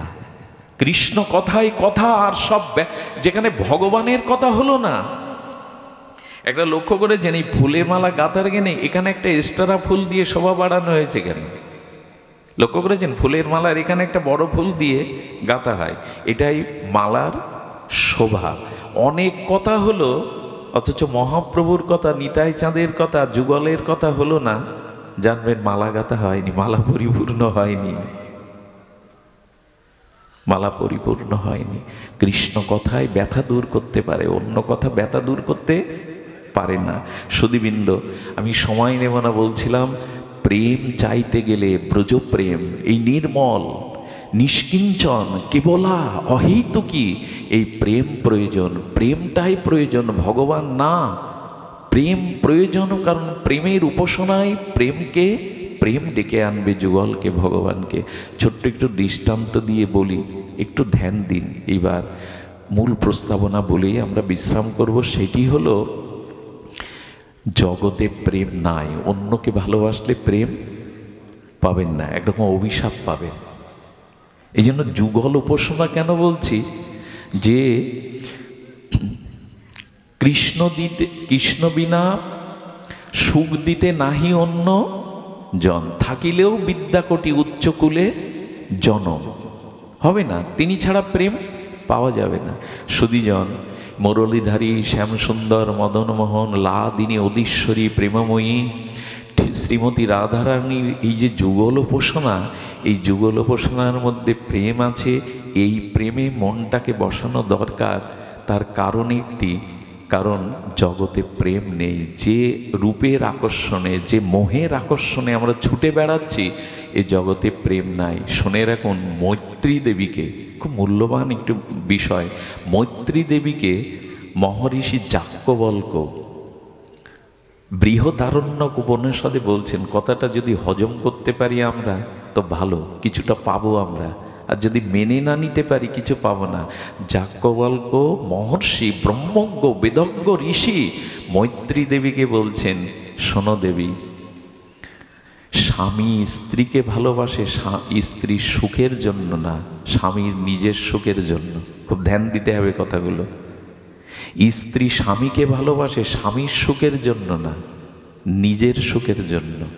পুত্র পিতাকে ভালোবাসে পুত্রের সুখের জন্য, পিতার সুখের জন্য না, নিজ সুখের জন্য। পিতা পুত্রকে ভালোবাসে পুত্রের সর্বাংশ সুখের জন্য না, সূক্ষ্মভাবে নিজের সুখটা পাই বলে। ভাই ভাইকে ভালোবাসে ভাইয়ের সুখের জন্য না, নিজে সুখ পায় তাই ভালোবাসে। বন্ধু বন্ধুকে ভালোবাসে বন্ধু সুখের জন্য না, নিজে সুখ পায় তাই ভালোবাসে। একথা মানতে পারবো আমরা বর্তমান সময়ে? যাজ্ঞবল্ক্য ঋষি বলছেন, ব্রহ্মজ্ঞ ঋষি তার সহধর্মিণী মৈত্রী দেবীকে, কারণ উনি বলেছেন, আত্মনস্তু তু কামায়া সর্বং প্রিয়ং ভবতি প্রিয়াইব নৈব প্রিয় ভবতি। একথা আমাদের একটু মানতে হবে, জানতে হবে, উপলব্ধি করতে হবে। সুধীবৃন্দ, এ জগৎটা স্বার্থের, এখানে নিজ সুখ হয় বলে আমরা অপরকে ভালোবাসি। মানে আপনাকে ভালোবেসে আপনার কাছ থেকে সুখ পাই তাই আপনাকে ভালোবাসি, আপনার কাছ থেকে সুখ না পেলে আপনাকে আমি ভালোবাসি না। এটা প্রমাণিত সত্য শাস্ত্রের। নিজ সুখ হয় তাই অন্যকে ভালোবাসি, তার কাছ থেকে সুখ যদি না পাই আমি তাকে ভালোবাসবো না। ছোট্ট কয়েকটি দৃষ্টান্ত আমরা আনি যে আত্মসুখের চিন্তার কারণে আমরা অপরকে ভালোবাসি। ভালোবাসা, প্রেম, এগুলো ভগবানের সাথে, জীবাত্মার সাথে পরমাত্মার, আত্মার সাথে পরমাত্মার, ভক্তের সাথে ভগবানের হয়। অন্যের সাথে যেটা হয় সেটা ভাঙা বাসা, ভালোবাসা না। কি বললাম শব্দটা? এটা রবীন্দ্রনাথের শব্দ, কবিগুরুর শব্দ। এ জগতে আজ পর্যন্ত পিতামাতা, স্বামী স্ত্রী, বন্ধু ভাই, কারো ভালোবাসা ভেঙে গেছে না এখনো আছে চিরদিন? মানে মরতে তো হয়, যে আগে মরুক, একজনকে তো ছাড়াছাড়ি করতে হয়, মৃত্যু আসে, কাল আসে না, মৃত্যু আসে না। তা ভালোবাসা টিকে আছে কারোর কাছে? কবিগুরু বললেন এটা ভাঙা বাসা, এটা ভেঙে যায়, ধ্বস্ত হয়ে যায়। শিশুকাল কি থাকবে আপনার? যৌবন থাকবে, রূপ থাকবে, এই দেহ থাকবে, থাকেটা কি? আচ্ছা, আপনি যেদিন জন্মালেন ওই দিন স্ত্রী নিয়ে এসেছিলেন? স্ত্রী স্বামী নিয়ে এসেছিল? এর আগে পিতামাতার সাথে নিয়ে এসছেন না এসে পিতামাতা করলেন? মৃত্যুর পর ছেলেরাই তফসিল অফিসে গিয়ে বলবে বাবার নাম কেটে দিয়ে আমার নাম বসান, বলবে কি না? কাছারি গিয়ে, তফসিল অফিসে গিয়ে। মৃত্যুর পরেও সম্বন্ধ রাখবে না, আগে তো নেই, মাঝখানের এই কটা দিনে তারা তো চিরদিনের না আপনার। কিন্তু ভগবান আপনার জন্ম জন্মান্তরের, ভগবান আপনার চিরদিনের। ভগবান এক জন্মে, ওই সম্বন্ধ পাতানো নয়, ওই সম্বন্ধ তৈরি করা নয়, পাতানো নয়, তৈরি। এইটা বুঝবার জন্যই ভাগবত। প্রেম আর কারো সাথে হয় না, একটু নিজেও সুখ পাই তার কাছ থেকে, তাই তাকে রেখেছি। সুখ না পেলে আমরা কেউ কাউকে মনে রাখবো না। এর দৃষ্টান্ত নেবেন, শুনুন তাহলে। 3-4টে দৃষ্টান্ত এসছে খুব অপূর্ব। আমাদের দেশের মায়েদের আর তার পতিকে এক জায়গায় করে যদি ভগবান প্রশ্ন করে, মা তোমরা স্বামী স্ত্রী কে কার আগে মরতে চাও? তো নারীরা কি বলে জানেন, মেয়েরা কি বলে জানেন? সতীসাধ্যের বাবা সৌভাগ্যবতী হয়ে জগৎ থেকে চলে যেতে চাই, শাঁখা সিঁদুর নিয়েই। আমরা শুনে মনে করলাম কি দান গো, ওনার আগেই যেতে চাইছে শাঁখা সিঁদুর নিয়ে।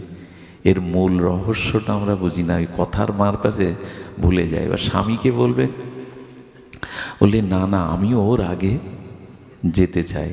এ কথাগুলোর মধ্যে নিহিত সূক্ষ্ম স্বার্থ জড়ানো। কেন জানেন?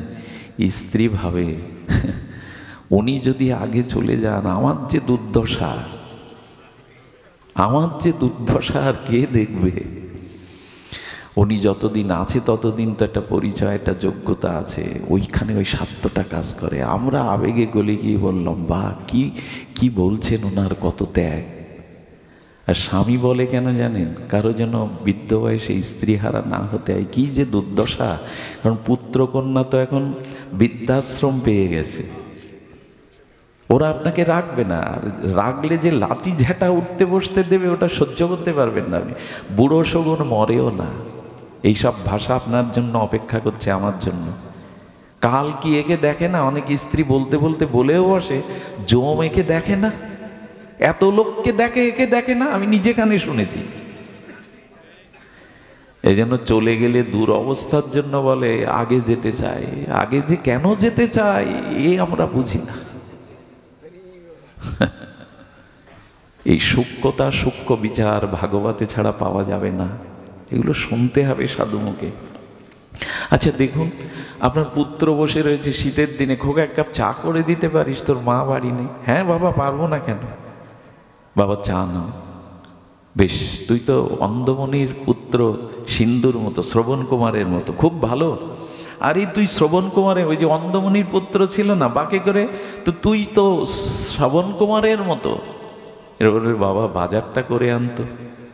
আমি আর আজকে বাজারে যাব না। না বাবা, আমার খেলা আছে, যেতে পারবো না। আরে যা বলছি না, একটু আগে শ্রবণ কুমার, বাহ আমার কি লক্ষ্মী ছেলে, 10 মিনিট ধরে বলছেন বাজার করতে, যেয়ে গেল। রাক্ষস জন্মালো কোথা থেকে? হ্যাঁ, 10 মিনিটেই ওই আপনার স্বার্থ, বাজার করার স্বার্থ পূর্ণ হলো। তো একটু আগে শ্রবণ কুমার, একটু পরে এ রাক্ষস কোথা থেকে এলো আমার বংশে?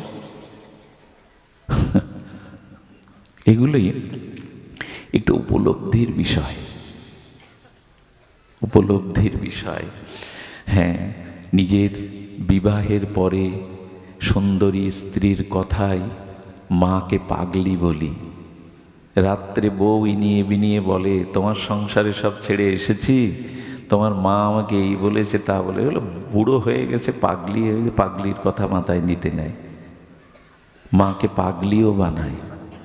এ কামনাগ্রস্ত পুরুষ স্ত্রীর কাছে ধরা দিতে গিয়ে মাকে পাগলিও। আরে বুড়োর কথা বাদ দাও, মাথা খারাপ হয়ে গেছে। একটা জিনিস বুঝতে হবে, এখানে ভালোবাসাটা না, এখানে ভালোবাসাটা আমরা যেটা বুঝতে চেষ্টা করি না।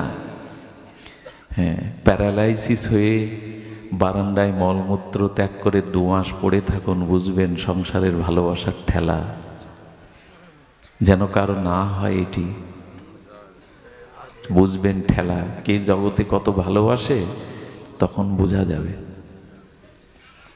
পিতামাতারও একটা সূক্ষ্ম বাসনা থাকে, এই ছেলেটা বড় হবে, আমাকে নিশ্চয়ই বৃদ্ধাশ্রমে, এই স্বার্থও তাদের মধ্যে থাকে। না দিতে পারলে তেজ্যপুত্রও করে দেয়। ভালোবাসার সাথে যখন বনাবনি হয় না, তখন কিছু মনে করবেন না। রাজমিস্ত্রির কাজ করে মালয়েশিয়ায়, ছোট একটা 2 বছরের বাচ্চা রেখে গেছে, টাকা পাঠায় আর স্ত্রীকে বলে খোকাটাকে ভালো দুধ কিনে খেতে দিও, ওকে মানুষ করো। এই স্ত্রী কী করে জানেন? ওই স্বামীর মাথার ঘাম ফেলানো টাকাগুলো নিয়ে আর এক পুরুষের হাত ধরে, ধরে এই বাচ্চাটাকে কেটে বস্তায় পুরে, খুব মিথ্যা সংবাদ বলছে আপনাদের, ফেলে দিয়ে যায়। এই জগৎ পিতা মাতাকেও এখন বিষ খাইয়ে মারে সন্তান, সম্পত্তির লোভে।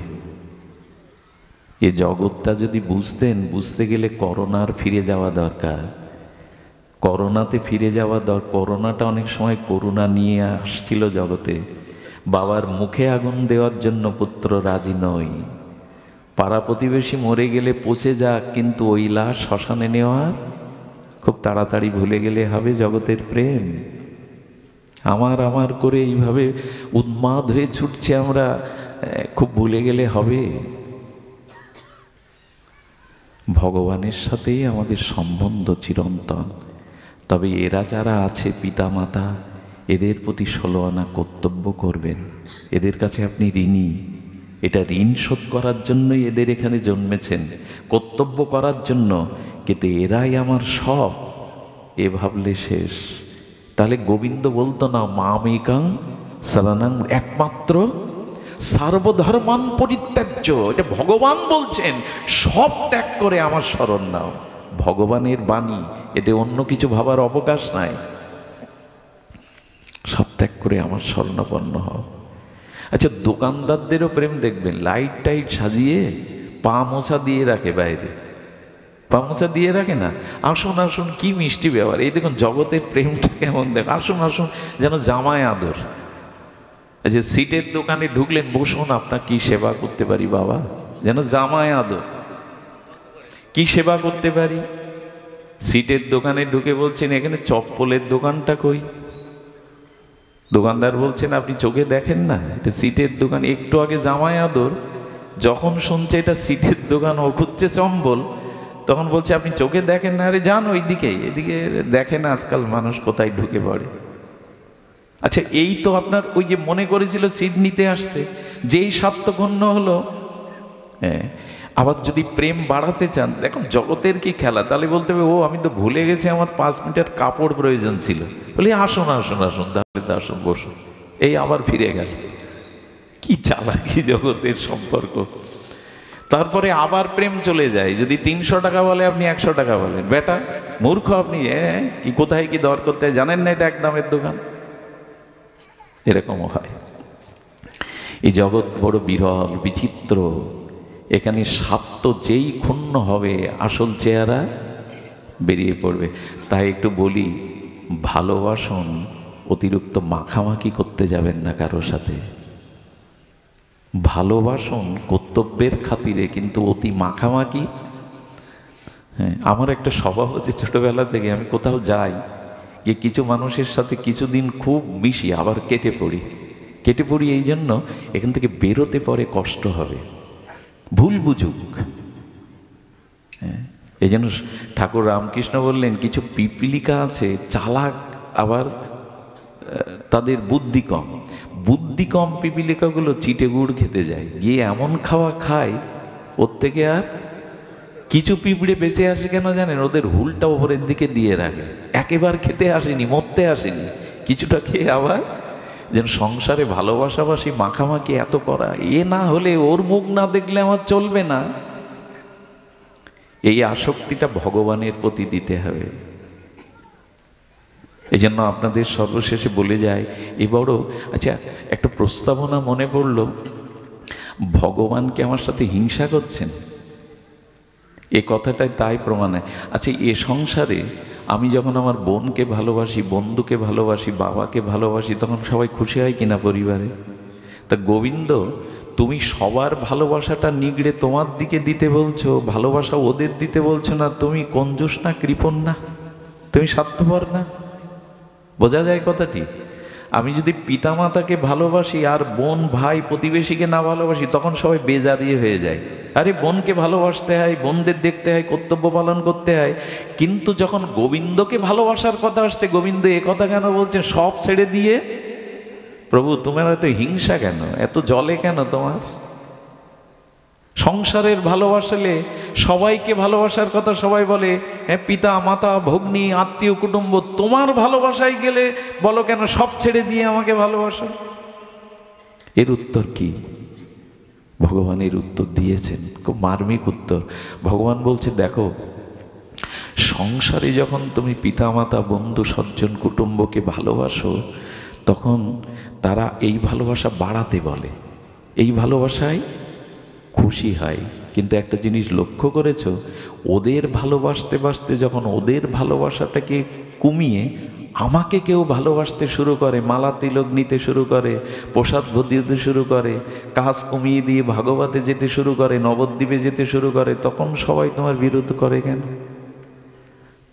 আমাদের সনাতন ধর্মে দেখে এরকম বলে, আরে এত ভক্তি ভালো না, অতি ভক্তি চোরের লক্ষণ। আরে একটু ডাকতে হয় ডাকবি, রাত দিন ভাগবতে যাস, রাত দিন এই করিস তা করিস, হ্যাঁ লেখাপড়া শেখ, চাকরি বাকরি কর। তারে আমাদের মানে বৃদ্ধ বয়সেই ধর্মের একটা প্রচলন আমাদের সমাজের মানুষ বুঝে ফেলেছে, যে বৃদ্ধ বয়সেই ধর্মকর্ম করতে। আমাদের এক আচার্য বলেছিলেন, কিছু মাঝে মাঝে হালকা কথা আসে, ক্ষমা করবেন। এক বৃদ্ধের দাঁত নেই, 80 বছরের বৃদ্ধ, তো ওই লোকের আত্মীয় স্বজনের কষ্ট পেয়ে ডাকছে, দয়া করো প্রভু। গালে দাঁত না থাকলে দয়াটা দলা করো হয়ে যাচ্ছে। তো ভগবান বলছেন আমার কাছে যে যা চাই আমি তো তাকে তাই পূরণ করি, তো দলাই হও। দয়া যখন হবে, কথা বলার শক্তি ছিল, তখন তুমি দয়া চাওনি, দলা করো। দলাই তো হতে হয়। সময় গেলে মুখস্থ তো আমাদের, কিন্তু কাজে লাগাই তো। এখন ভোগ সুখ করে নিয়ে, আয় করে নিয়ে, অমুক করে নি, যেই একটু আশ্চর্য হতে হয়। খেলা শিখলে, গান শিখলে বাহবা দেয় যে এই ছেলের অনেক উন্নতি হয়েছে। যেই বৃন্দাবনে যেতে শুরু করে, যেই বৈষ্ণব হতে শুরু করে, যেই প্রসাদ পেতে শুরু করে, বাবা মার মুখে শুনেছি ওর 12টা। এই সমাজের কি উন্নতি চান? এই ধর্মের কি কল্যাণ চান? এখানে ভগবত পথে আসা, প্রসাদ ভোজি হওয়া মানে ওর 12 বেজে গেছে। আমরাই বলি সুধীজন, এই মত বদলান। বংশে একজন যদি কৃষ্ণ ভক্ত হয়, 21 কুলকে ভগবান আত্মসাৎ করে নেবেন, 21 কুলকে। আর বংশে যদি একজন অসৎ চরিত্রবান কৃষ্ণ বিমুখের জন্ম হয়, 21 কুল নরক থেকে, স্বর্গ থেকে বা উচ্চলোক থেকে নরকে ডোবাবে সে। 21 কুল নরকে ডোবাবে। বংশে ডাক্তার, মাস্টার, ইঞ্জিনিয়ার করুন, একজনকে অন্তত সাধু করুন, একজনকে অন্তত ভক্ত করে তুলুন, পুরো বংশকেই। এখনো লজ্জা পেতে হয়। আমরা পরিবারে কেউ মারা গেলে পাড়া থেকে বৈষ্ণব ডাকতে হয় গীতা পাঠের জন্য। কেন? আপনার ছেলে মেয়ে বিয়ে পাশ করেছে, গীতা শোনাতে পারবে না মৃত্যুর সময়? ওদেরকে শেখান, ওদেরকে জানান। সুধীবৃন্দ, এই জন্য এই জগতের যে ভালোবাসা, এই জগতের যে মোহ, এই ভালোবাসার মধ্যে মোহ আছে, সসুখ বাসনা আছে। হ্যাঁ, ঘরে আগুন লেগে গেলে স্ত্রী বলছে, তুমি তো অগ্নি সাক্ষী করে এনেছিলে, তুমি তো বলেছিলে চিরজীবনের সাথে আমাকে বাঁচাও। স্বামী দেখে এই জ্বলন্ত অগ্নিতে ঝাঁপ দিয়ে বাঁচাতে গেলে আমি পুড়ে মরবো, হাত ধরে পিছিয়ে আসে। ও মরে গেলে কি করে জানেন? চিতায় নোনা জল ফেলে চোখ দিয়ে। কত ভালোবাসা ছিল, কত ভালো ছিল। এই বলতে বলতে কি করে জানেন? ওই চিতার জ্বলন্ত দেখে চোখে জল পড়ে, আর ভেতরে ভালোবাসাটা নোনা জল হয়ে বলে, আর কাউকে ভালো, এ জন্মে আর কাউকে ভালোবাসবো না। 6 মাস যেতে পারে না, গান উল্টে যায়, সুর উল্টে যায়, একাকী আর বাঁচা যায়, আর একজনকে ঠকালো। দিল্লিতে একবার একটা ঘটনা ঘটেছিল। একজন স্ত্রী, এপ্রিল ফুল আছে না, 1 এপ্রিল, এপ্রিল ফুলে তো একটু কিছু কি বলে ওরে, কিন্তু জানি না। তো অনেক স্ত্রী করেছে কি, একটা চিঠি লিখেছে তার স্বামীর নাম না, পরপুরুষের নামে। চিঠি লিখে ওনার ওই বালিশের কাছে রেখে দিয়েছে যাতে স্বামীর চোখ পড়ে। কি লিখেছে জানেন? এখানে আমি বন্দি হয়ে আছি, সুযোগ পেলেই সব ছেড়ে তোমার কাছেই চলে আসবো, তুমি তোমার হৃদয়ের দেবতা। এইসব লিখে বালিশের কাছে, স্বামী অফিস থেকে এসেই সেই চিঠি। আচ্ছা, কি অবস্থা হয় বলুন? যেই চিঠি পেয়েছে, স্ত্রী বলতে গেছে যে 1 কাপ চা আনবো। বলে, চা তোমাকে আমি দেখাচ্ছি। আমি আগেই জানতাম, আমার ডাউট ছিল আসলে তোমার চরিত্র, আমি অনেক আগে থেকেই জানতাম তোমার চরিত্র ভালো না। এই কাপটা ভেঙে চুরে, সব কিছু যখন ভেঙে চুরে দিচ্ছে, মা এসে বলছে, খোকা এত রাখছিস কেন, কি হয়েছে? বলে, এই দেখো মা, আগে থেকেই জানতাম একে নিয়ে ঘর করা, হ্যাঁ, এ আসলে এর চরিত্র ভালো না। মা হেসে বলছে, খোকা আজকে এপ্রিল, কি যেন এপ্রিল ফুল। বৌমার সাথে ওই শাশুড়ির খুব বনিবনা ছিল। বললো, খোকাকে আজ একটু বোকা বানাবো তুমি আমি মিলে। আরে আমি কে তো বৌমাকে দিয়ে ওটা লিখিয়ে রেখেছি, তুই পাগল? এই জন্য বলি, আমি তো মনে করি এ তো ভালোই, আমাকে এত ভালোবাসে, এই বদলে গেল। এই হলো জগতের। না, আমিও জানতাম ওকে আর অন্য কারো হতে পারে। সুধীজন, এই জন্য বলবো, ভালোবাসাটা অন্যখানে না দিয়ে ভগবানকেই দিন, না হলে অভিশাপ নেমে আসবে। সুধীবৃন্দ, এই ভালোবাসা যেন আমরা ভগবানকে দিতে পারি। ছোট্ট একটা দৃষ্টান্ত দিয়ে আজকের মনে আছে শ্রীধরের কথা, মহাপ্রভুর পরিকর। শ্রীধর খোলা ব্যস্ত, কি ব্যস্ত? নবদ্বীপের গঙ্গা তীরে তখন তো পণ্ডিতরা শ্রাদ্ধাদি পড়াতো, দশবিধ কর্মের জন্য খোলা ব্যস্ত, আর কি ব্যস্ত, থোড় মোচা। মহাপ্রভু মাঝে মাঝে এসে থোড় দর করতো, ঝগড়া বাঁধাতো, এই 4 আনা চাইছো কেন, এই তুমি বেশি চাইছো কেন, হ্যাঁ বুড়ো তুমি বেশি চাও। এই ঝগড়া করে নিয়ে গিয়ে পয়সাও দিত না মহাপ্রভু, মাঝে মাঝে 4 আনা হলে 2 আনা দিত। একদিন কল্পতরু ভগবান শ্রীকৃষ্ণ চৈতন্য ভগবৎ স্বরূপে প্রকাশ হয়ে বিষ্ণুকর্তায় ডাকছেন, সবার পিছনে দাঁড়িয়ে, শ্রীধর শ্রীধর এদিকে এসো, আমি তোমার বাড়ি গিয়ে দেখেছিলাম খড় নেই তোমার চালে, রোদ বৃষ্টি পড়ে, তুমি থোড় খোলা বিক্রি করে সংসার চালাতে পারো না, আজ আমি তোমাকে অষ্টসিদ্ধি দিয়ে দেব, ইন্দ্রের থেকে ঐশ্বর্য দিয়ে দেব, একবার চাও আমার কাছে। মহাপ্রভুর চরণে কেঁদে কেঁদে বললেন, শ্রীধর প্রভু তোমার চরণে অন্য কিছু চাই না, জন্মে জন্মে আমাকে কাঙাল করো, ভিখারি করো, আর এই থোড় মোছা যা বেশি, জন্মে জন্মে ব্রাহ্মণ হয়ে তুমি এমনি করে আমার কাছ থেকে কেড়ে কেড়ে খেয়েও, আমি আর কিছু চাই না। শ্রীধর শ্রীধর তোমার প্রয়োজন, তোমার সঙ্গে এই দেখুন আমাদের ভক্তির স্তরটা, আমাদের প্রেমের স্তরটা এই কেমন গৌরগত, কেমন নিষ্ঠা হতে হয় আরাধ্য চরণে। বললেন আজ তুমি কিছু নাও। বারবার যখন মহাপ্রভু তাকে বলছেন, প্রেরণা দিচ্ছেন, কি বললো জানেন? বলে, প্রভু তোমাকে একটা গল্প শোনায়, আপনারাও শুনুন, খুব হৃদয় ভেজানো কথা। শ্রীধর হাত জোর করে এই অভাবী বিত্ত থোড় খোলা বাছা, শ্রীধর বলছেন, প্রভু গল্পটা কি জানো? একটা বড় বৃক্ষ ছিল, ওই বৃক্ষের একটা বড় শাখাতে একটা পাখি বাসা বেঁধেছিল। পাখিটা প্রতিজ্ঞা করেছিল, মরি আর না খেয়ে মরি, মৃত্যুবরণ করি, এই বৃক্ষ ছেড়ে, এই ডালকে ছেড়ে আমি অন্য কোথাও যাব না, ঝড় আসুক বৃষ্টি আসুক আমি এখানেই মরে পড়ে থাকবো। একদিন বড় ঝড় এলো, তার সাথে শিলাবৃষ্টি এলো, সেই ঝড়ে বৃক্ষের ডালপালাগুলো ভেঙে যেতে লাগলো, পাখিটা আগড়ে ধরে থাকলো সেই বৃক্ষের শাখা, বড় শিলা পড়তে পড়তে তার দুটো পাখনা খসে পড়লো। যখন মৃত্যুর কোলে ঢলে পড়ছে, তখন ওই শাখাকে আগড়ে ধরে বৃক্ষের তলেই মরে পড়ে গেল। প্রভু আমার গল্প শেষ। মহাপ্রভুর চোখের কোণে জল ভরে গেছে। শ্রীধর তোমার গল্পের মানে তো বুঝলাম না, কি বোঝাতে চাইলে তুমি? হে গো সুন্দর, ওই বৃক্ষটা তোমার চরণ, আর ওই পাখিটা আমি। যতই ঝড় আসুক, যতই ধ্বংসলীলা আসুক, আমি যেন তোমার চরণ ছেড়ে অন্য কোথাও না যাই, তোমার চরণ ছেড়ে যেন আমার অন্য কোনো গতি না হয়, ওই চরণেই যেন আমি চিরকাল থাকতে পারি। গৌর ভক্তরা তার চরণ ছাড়া, তার সেবা ছাড়া এ জগতে অন্য কিছু চায়নি, অন্য কিছু তারা প্রার্থনা করেনি, অন্য কিছু তাদের। বিষ্ণুপ্রিয়া দেবী সারা জীবন মহাপ্রভুর খড়মদখানা বুকে করেই তার জীবন কাটিয়েছে, সারা জীবন। হ্যাঁ, সারা কেমন ছিল বিষ্ণুপ্রিয়া দেবীর সেই কিচ্ছু সাধনা। যতদিন শাশুড়ি মা বেঁচে ছিল, তার আঁচলের তলে মুখ লুকিয়ে যেত, জানে এই মুখকে না দেখে আমি মহাপ্রভুকে ধরে রাখতে পারলাম না। শাশুড়ি চলে গেলে গঙ্গায় যেত না, কাঞ্চনা সখী 2 বালতি জল আনতো, ওই জলে একটু স্নান করে একটা মলিন কাপড় পরে কাটিয়েছেন বিষ্ণুপ্রিয়া জগৎলক্ষ্মী। কেন জানেন? একদিন বলছে কাঞ্চনা সখী, প্রিয়া তুমি সাক্ষাৎ বৈকুণ্ঠের অধীশ্বরী, এমন রূপ পেয়েছ, কেন মলিন বস্ত্র পরো? বলল, আমার প্রভু জীব জগতে প্রেম বিতরণের জন্য গম্ভীরার গাম্ভীরায় মাথায় বালিশও দেন না, কলার পাতার মাঝখানে সরাইটা চিকিয়ে কাঁথা সেলাই করে মহাপ্রভু তার মধ্যে 12 বছর ছিলেন।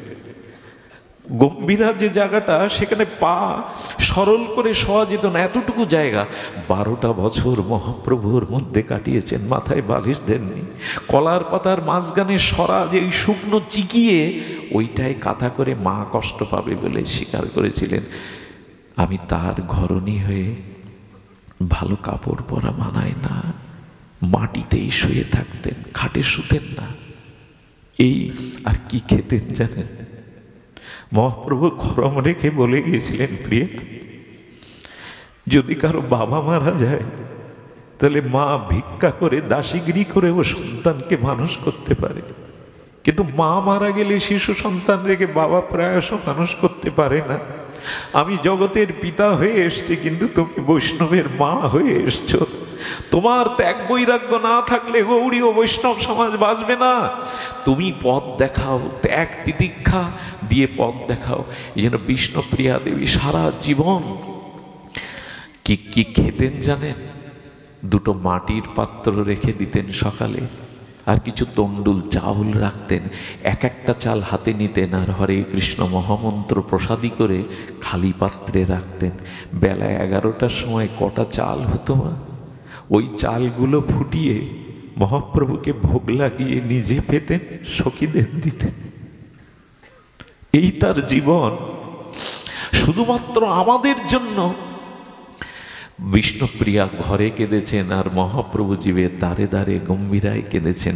এই দুজন কাঁদলেন কেন জানেন? নিজে না কাঁদলে অন্যকে কাঁদানো যায় না।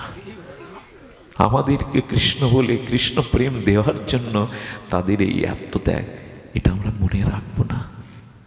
এটা আমাদের স্মরণ করা উচিত নয় কি? তাই আসুন নিতাই চৈতন্যের চরণাশ্রয় করে ভাগবত ধর্মকে গ্রহণ করে আমরা চাওয়া পাওয়ার উপাসনা বাদ দিয়ে নিষ্কাম যুগল উপাসনায় রত হই। এই প্রার্থনায় নিবেদন রেখে আজকের মতো হরিকথার এখানেই বিশ্রাম। শ্রী গুরু প্রেমানন্দে গৌর হরি। জয় শ্রী রাধে। সুধীজন